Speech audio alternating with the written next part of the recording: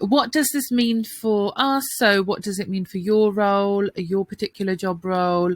How does it affect planning? How does it affect your routine, your timetable, day to day as well? But I don't see it affecting it too much, because I feel a lot of the things that have been mentioned we are kind of doing already. So here are the key changes. So learning and development requirements have changed. The educational programs have changed. Assessment requirements of schools. So the first time we will have to assess using the new curriculum is in June 2022. So there's a bit of time for us to kind of get used to the curriculum before we do that. The EYFS profile and the 17 new early learning goals. So let's take a look at the current early learning goals and the reformed version as well. So you can see that communication and language, currently we have listening and attention, understanding and speaking. Now in the reform, we can see that listening, attention and understanding has been merged together. And then we have speaking as well. So for personal, social, and emotional development, we've got making relationships, self-confidence and self-awareness, and managing feelings and behavior. This has now changed to self-regulation, managing self, and building relationships. So like I mentioned in the first video, it includes about staying healthy, and that kind of thing. And then also the new aspect is self-regulation, which I think has big links to behavior management in schools, and the zones of regulation as well. I think they can fit in really, really well here. So when we look at physical development, we currently have moving and handling and health and self-care, but that of course now has moved into PSED. So we are now in the reformed section. We can look at these areas. So there's a big focus on gross motor skills and fine motor skills too. For literacy, we currently have reading and writing. It's now going to be comprehension, word reading and writing. So again, like I said, a big focus on vocabulary. And I think this is actually really positive, because it gives us an insight on what children should actually achieve by the end of the year in terms of their understanding and comprehension. Word reading, it gives us an understanding of what kind of phonics skills they should have. So that's more related to phonics, and then obviously high frequency words and things like that. And then again, we have our writing area as well. So maths, at the moment, we have numbers, shape, space and measures. That's now changing to number and numerical patterns. There's no shape, space and measure, but like I mentioned, it doesn't mean that we don't need to provide opportunities for children to access learning around shapes and measures as well. So I think we should continue to do that, because that would be good practice. So understanding the world, people and communities, the world and technology. So when we look at the reforms, there is no technology. So again, it's not saying that we won't teach children how to use technology and things like that. Of course we will, and that's good practice. We're going to provide children with lots of experiences, but it's not something that we're going to assess them on in terms of the early learning goals.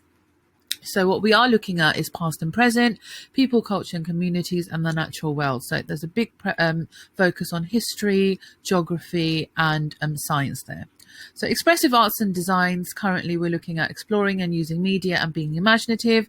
That's now being changed to creating with materials. And like I mentioned, the repetitive side and depth as well in all areas. And then being imaginative and expressive. So big links to music there. So key changes. So 17 new early learning goals that I've just shared with you. More emphasis on communication and language across the early learning goals. And that also then focuses on oral language and vocabulary. So that, again, in all areas. Personal, social, and emotional. There's a new early learning goal on self-regulation and self-care. So then that self-care has been taken from physical development, and then self-regulation as well, I mentioned. So physical there is now a focus on gross and fine motor skills. Literacy, stronger focus again on vocabulary and comprehension and links with reading and writing. Maths, there's a focus on depth of number and understanding quantities. Understanding of the world, removal of technology linked to science, history and geography. So this is just like a quick snapshot. And then expressive arts and design, focus on communication and language, variety of tools and materials. So just a quick reminder that early learning goals should not be used as a curriculum or in any way limit the wide variety of rich experiences. And that's taken from the EYFS Reforms 2020. The early learning goals are what is assessed at the end of the reception year and should not be used as a curriculum. So we shouldn't be planning specific objectives from those. We should be just using that to assess children at the end of the year. So like I mentioned, there were 17 new early learning goals, and they're separated into 3 statements. There are clearer descriptors, so it will help us make accurate judgments. So now it's expected level in emerging, there's no exceeding. That's not to say that we are not to stretch children. Of course we will, that's good practice. But it's just to help children and us as well as practitioners to understand best fit judgments. Exemplification materials have not yet been released, hopefully in spring 2021. It may be summer, maybe later, I'm not sure yet. Hopefully it will be sooner rather than later. So the GLD consists of prime areas and literacy and maths, and the purpose of the EYFS profile is to transition to year 1, and then obviously to share that information with parents too, and then characteristics of effective learning.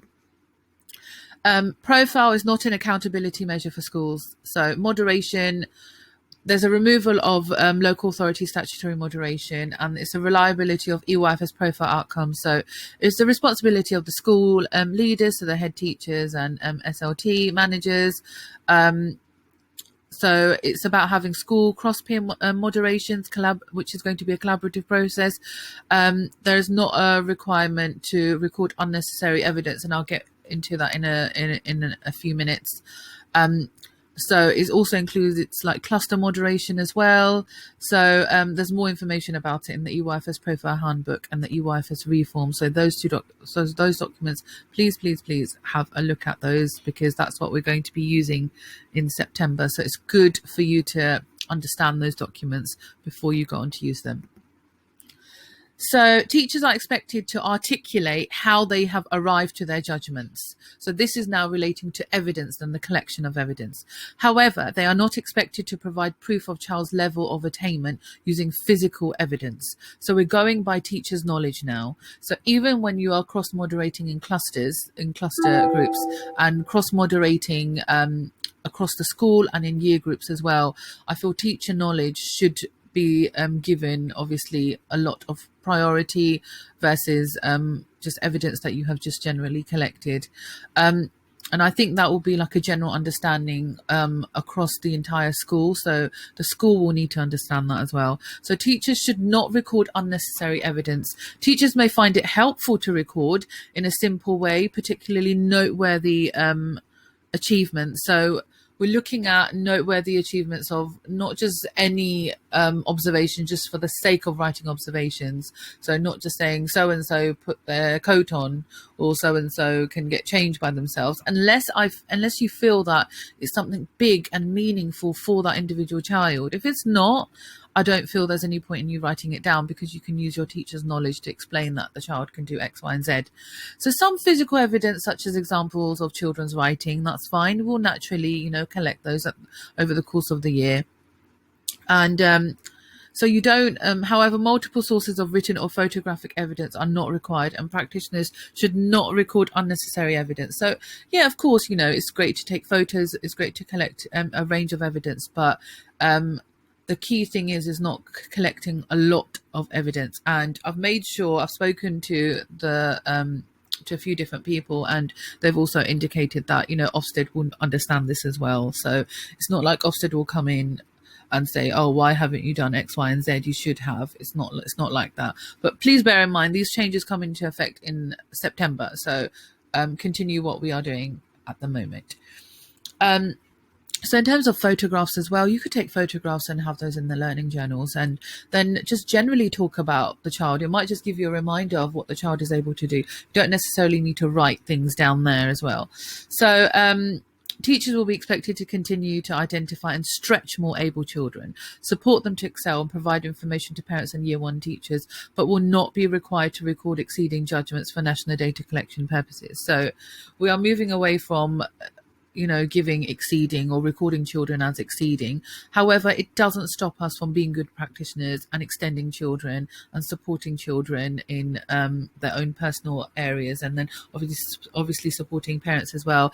And it's also make sure that you're passing that information over onto the year one teacher during handover meetings. So the rationale, I'm just quickly going to go over the two objectives. Improve outcomes for all children. So it is to reduce teacher and practitioner workloads. The revised assessment requirements are streamlined. So what does that mean in practice? Have a think of how you think that might affect your day-to-day practice as well. I have an idea of how it will kind of affect me and my day-to-day practice, but I'd like to see how it would affect you. Focus on what's important to children, what will make the most difference. Encourage teachers, practitioners to use their professional judgment and reduce reliance on unnecessary evidence and paperwork. So it's not to say that there won't be any evidence, there will be, but it's just to have more meaningful evidence rather than just collecting, different kind of things. And assessments at the end of reception and then throughout EYFS. So assessments should not entail prolonged breaks from interaction with children, nor require excessive paperwork. So this has been taken from the statutory framework in 2017. So let's take a look at what it means now in the reform. So assessments should not entail prolonged breaks from interaction with children, nor require excessive paperwork. So it stays the same.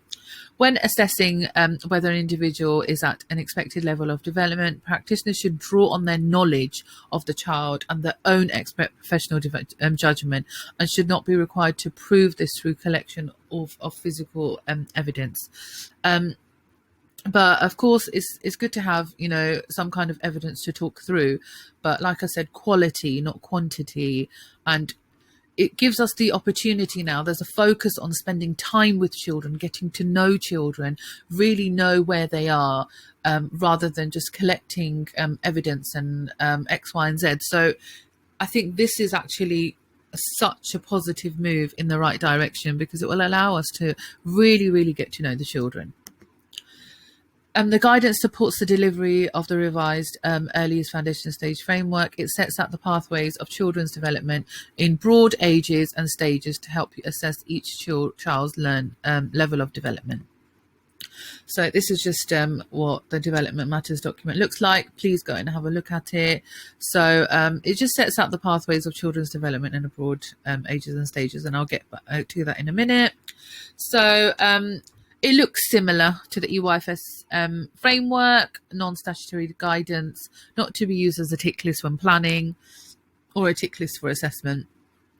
So 7 features of effective practice, characteristics of effective teaching and learning are in there, 7 areas of learning and development. It's not separated into aspects under each area.